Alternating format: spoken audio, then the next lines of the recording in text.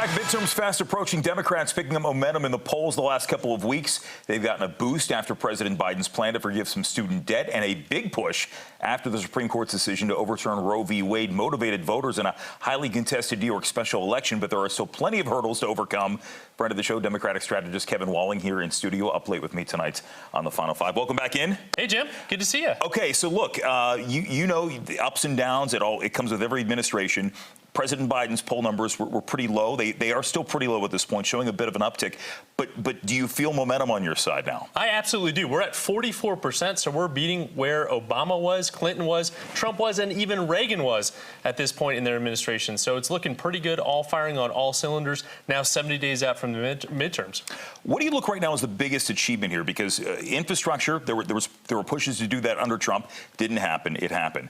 We talk about the Inflation Reduction Act, whatever you want to call it, the different components there. That passed here. There are a lot of things to hang the hats on that I'm sure the Democrats would like to go to their voters and say, this is why we should have the House, this is why we should have the Senate. What's the big signature you see right there? Yeah, I think it's twofold. Number one, I think it's infrastructure, as you rightly point out. President Trump tried to do this, and we were successful with a bipartisan majority to do that. The administration is out there touting all the benefits as we do these groundbreakings, ribbon cuttings, things like that with our cabinet secretaries. So that's a big deal. And I think one of the under-the-radar victories has been the gun control work that we did, also in a bipartisan fashion. The president was in Wilkes-Barre, your home state of Pennsylvania today, touting all of the work the administration is doing to reduce violence, tackling guns on the streets, and that is a key component of that for sure. We know that's obviously going to come up a lot too as we go towards the midterms, but the political environment, I think back to after, I mean, you look in the early 2010s where states like Colorado had worked hard, they had enacted some gun legislation, and that resulted in Democrats losing some ground there.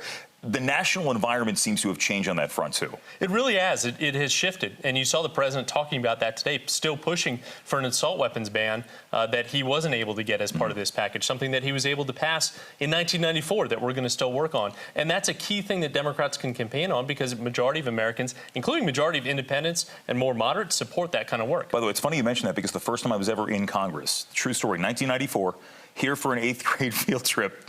Our congressman, we got to get photos of this. Where are the photos? Somewhere there is out there, but our congressman, a guy by the name of Rick Santorum. I know the name. I figured you're a big fan. Pittsburgh zone. Exactly. But it was during the crime bill debate back in 1994, and really following that.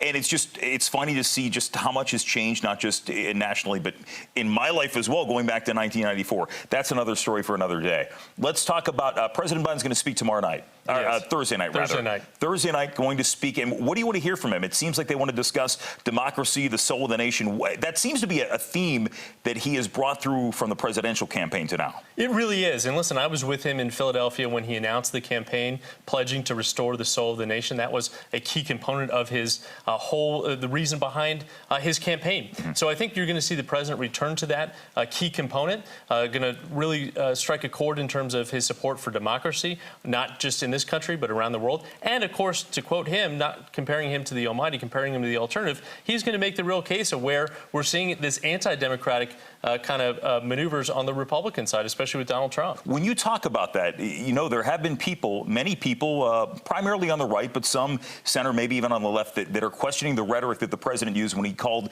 Republicans, at least some of them, semi-fascists. Yeah. It's a good question. Listen, I have a piece out that's going to come out on foxnews.com about this very issue, because I think the problem is when we paint everyone with a broad brush, and I think that's what has come of that everyone thinks that the MAGA movement itself is a semi-fascist. I think what the president needs to do on Thursday night is to make the case that what Donald Trump and his enablers have done in Congress and in these state legislatures, that's where the anti-democratic fascist movement is, not with the people themselves, the 74 million people that voted for Donald Trump. They're patriots, and we got to win them back to our side. You know, one person that is facing the voters in a couple of months is Mark Kelly out of Arizona, and he took some flack because he had said, hey, look, I work with Republicans and we disagree on things, but I find many of them good people. I'm paraphrasing here, but sort of praised the fact that, and I believe that, I think most people in some way, shape, or form, there are good people.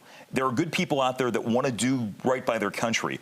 When people lash out at somebody like Mark Kelly for saying, I reach across the lines, I find some goodness on the other side, do you find that a bit overreaction? 100%. Mark Kelly's only going to get praise from me for that. You know this as well. I'm in a bipartisan relationship. I'm dating a guy who's a Republican, so I'm all about finding country over party. Yeah. And the grief I would get when I do attack Republicans up, down, left, and center. But again, at the end of the day, we got to remember we're all Americans, as Mark Kelly does, and that we need to get things done for the American people. All right. So between now, we got Labor Day coming around. We're going to have the Labor Day parades. You're going to have a lot of get-togethers. You're going to have really the midterm hit a fever pitch as we get into November.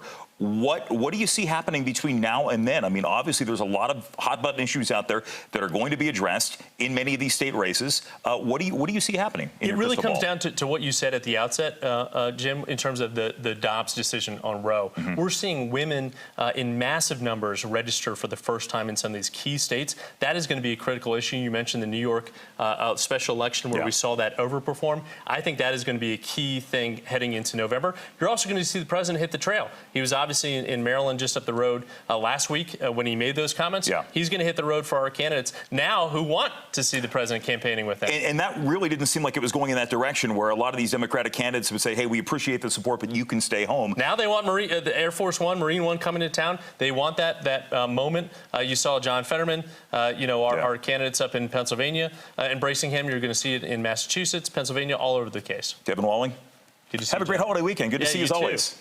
And the Final Five is back after this. Hi.